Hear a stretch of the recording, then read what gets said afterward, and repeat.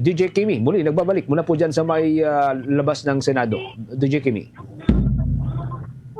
Bombo Genesis, nandito po tayo, live na live tayo dito sa mismong Senado kung saan painit na ng painit ang mga panawagan ng iba't ibang organisasyon at progresibong mga kilos protesta o progresibong mga grupo dito. Dahil ang kanilang malakas na panawagan ay Sara panagutin, Bato arestuhin. Yan ang malakas na ilang sa mga panawagan ng iba't ibang mga progresibo dito sa Senado ngayong hapon nga yan ng Lunes, May 18, 2026. Isa nga sa mga nagsagawa ng kanilang kilos protesta ay ang mga estudyante, guro, tsuper, mga organisasyon at mga samahan katulad na lamang ng Bayan Muna, Anak Pawis, Panday Sining at marami pang iba. Ilan rin sa kanilang mga naging panawagan ay ang pagpapanagot kay Senator Bato de la Rosa sa ugnayan ng crimes against humanity tulad na lamang ng pagkakaugnay nito sa war on drugs.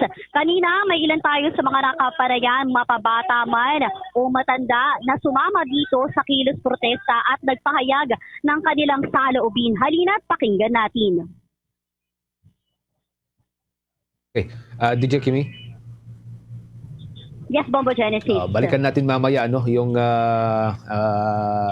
video o yung mga nakapanayam natin dyan sa may labas ng Senado. Pero as of now, nakamonitor ba sila, yung mga nariyan, mga kababayan natin sa pangyayari sa loob ng Senado? Kasi mga 5 minutes ago na opisyal nang nag-convene or mga 10 minutes ago, opisyal nang nag-convene ang Senado bilang Senate Impeachment Court. Nababantayan ba ito ng mga kababayan nating nasa labas? Nakamonitor ba sila?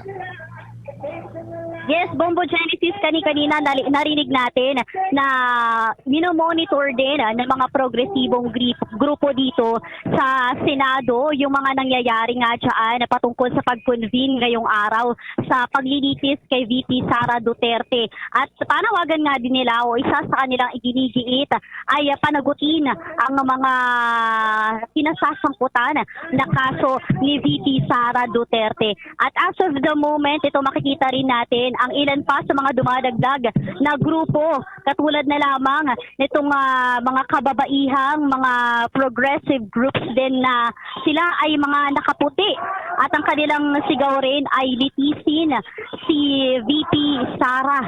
At ngayon halos bumabaha ng mga kilos protesta at rallyista dito as of the moment, Bobo Genesis. Marami sa mga pinapakita natin itong mga nananawagan para sa pagpapanagot kay Vice President Sara Duterte.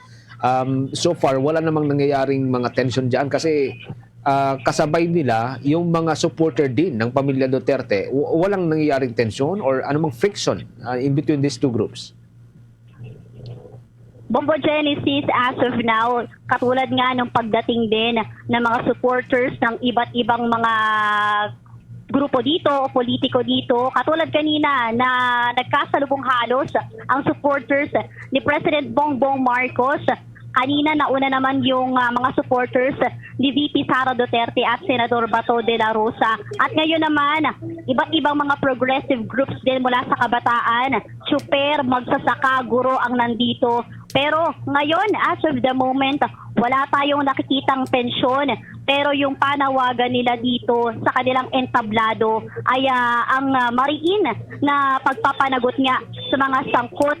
Hindi lang dito sa paglilitis kay VP Sara, kundi paulit-ulit din nilang ipinapanawagan din ang ilan sa mga usapin katulad pa rin nga ng flood control projects at yung mga karapatan ng mga kabataan, ng mga magsasaka at ng mga kababaihan, Bombo Genesis.